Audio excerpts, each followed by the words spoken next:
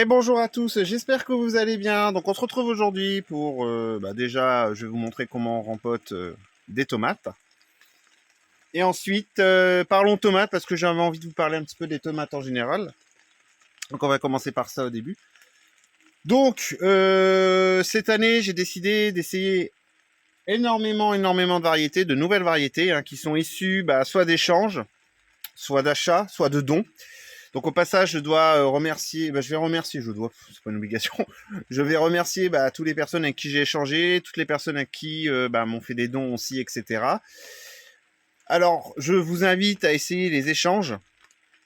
Alors, c'est pas tout rose non plus, j'ai eu une mauvaise surprise, on va dire, sur peut-être une trentaine, voire 30 ou 40 échanges que j'ai pu faire cette année. Une seule personne, j'ai fait même des échanges à l'international, Belgique, États-Unis, Allemagne. Et ça a bloqué au niveau de l'Uruguay. La personne, très au taquet pour répondre sur Messenger. Et puis du jour au lendemain, plus de nouvelles. Donc je ne sais pas si déjà elle a reçu les graines. En plus, c'était mon premier échange à l'international. Je ne sais pas donc si elle a reçu les graines. Et je ne sais pas si... je n'ai jamais reçu les graines non plus. Et la personne est restée injoignable par la suite. Donc voilà. Mais bon, c'est pas pour ça que ça m'a empêché de continuer les échanges. Cela m'a permis aussi de rencontrer des super personnes, des grands passionnés de tomates aussi. Et à leur côté, on va pas se mentir, j'apprends beaucoup parce que je suis un débutant aussi dans la tomate. J'ai appris, j'ai encore beaucoup de choses à apprendre, mais il existe tellement de variétés. Donc cette année, j'ai décidé, moi, de me lancer dans des variétés que je connaissais pas. Donc, j'ai refait de la Saint-Pierre, de la Noire de Grimée, de la Black Cherry, voilà. J'en ai refait quelques-unes. Mais tout le reste, donc au total, il y a 75 variétés dites classiques. Donc, pour moi, quand je dis classique, c'est des variétés qui sont quasiment 2 mètres de haut. Tout le reste, sur les 75 variétés, ce sont des variétés que je ne connais pas. En espérant que la saison va permettre de les connaître. Et là, j'ai un petit peu peur.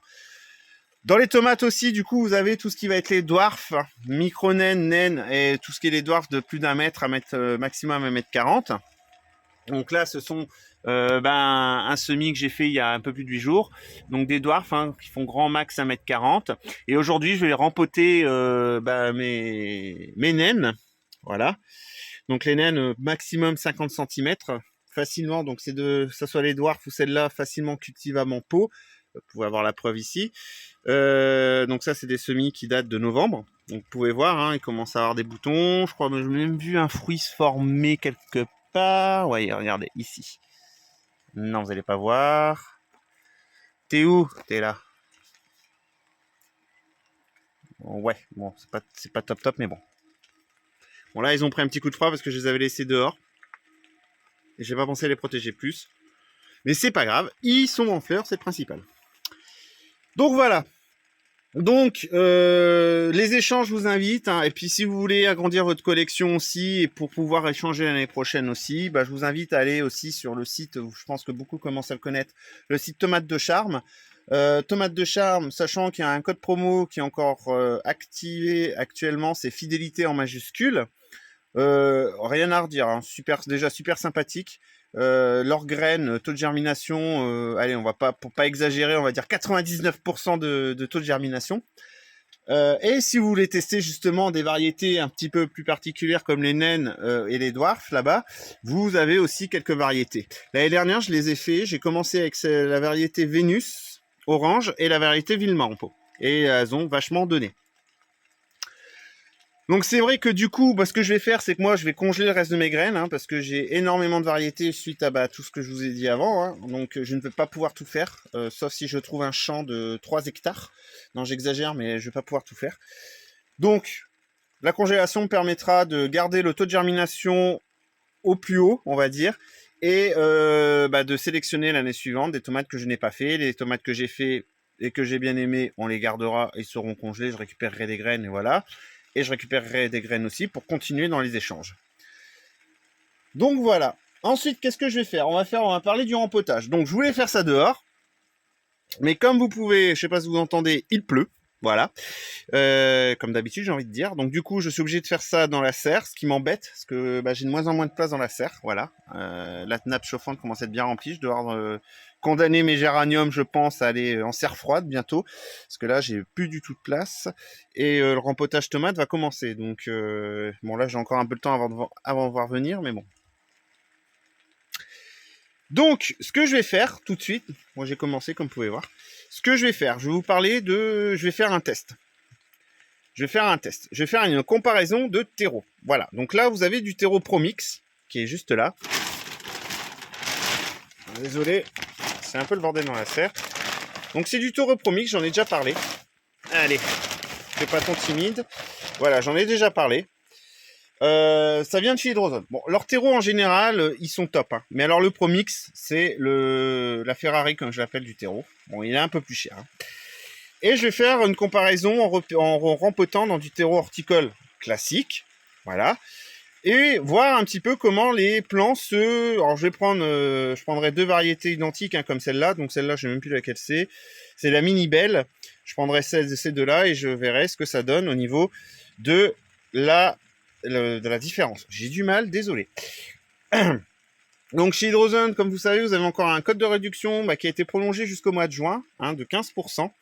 Le code c'est potager tout en majuscule et vous avez 15% sur la commande. Et franchement, j'ai essayé plein de produits de chez eux et j'en suis super content. Ce que je ferai dans le cours de saison aussi, je vais vous montrer, ça c'est pas mal non plus, pour aider le système racinaire à se faire, c'est le Hata Energy. Donc c'est de la marque Atami.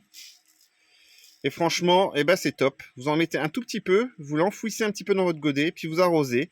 Vous allez avoir un petit peu de moi, je sais plus le nom, mais je vais dire du moisi pour vous donner une idée de l'aspect.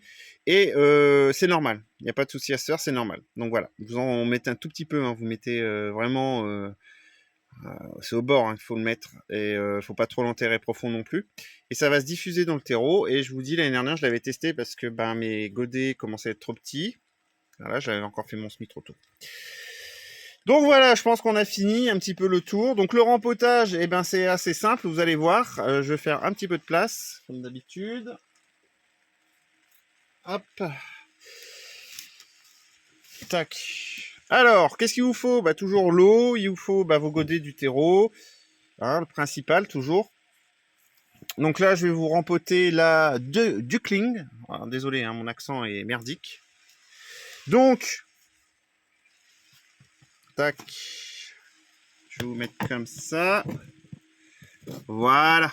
Ça, vous allez bien voir ce que je fais. Donc, toujours arroser. Hein, ça, c'est toujours pareil. Hein, comme pour n'importe quel rempotage qu'on peut faire. Toujours arroser avant de remettre le plant. Vous allez prendre votre plant délicatement. Alors, je sais, il ne faut pas rempoter au stade cotylédon. Je sais très bien. Je le fais depuis des années. Hein, je le dis parce que j'ai beaucoup de réflexions là-dessus. Et j'ai fait le test justement de rempoter en version avec des feuilles. Mes plants ont tiré la tête. Donc voilà. Donc, comme vous pouvez voir, il y a des petits poils sur votre plant. Et il ne faut pas hésiter à l'enfoncer dans votre terreau. Ah, attendez, parce que je regarde en même temps sur le portable, donc c'est pas facile de faire. Vous l'enfoncez jusqu'aux feuilles. Vous n'hésitez pas. Voilà. Parce que ça, ces petits poils-là, ils vont refaire des racines. Donc c'est ce qu'on cherche, à avoir un plant solide. Puis vous réarrosez.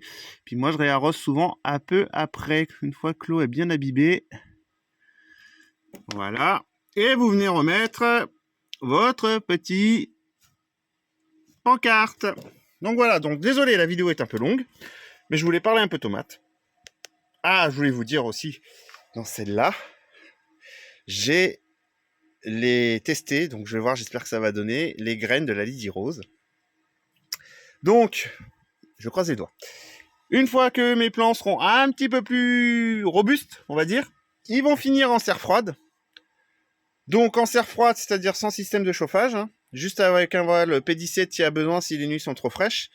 Donc je le fais parce que Jaco et Lily font ça depuis des années. Ils l'ont expliqué plusieurs fois sur leur chaîne YouTube, les bons conseils d'un jardinier. Je le fais depuis et j'ai jamais eu de soucis. Voilà.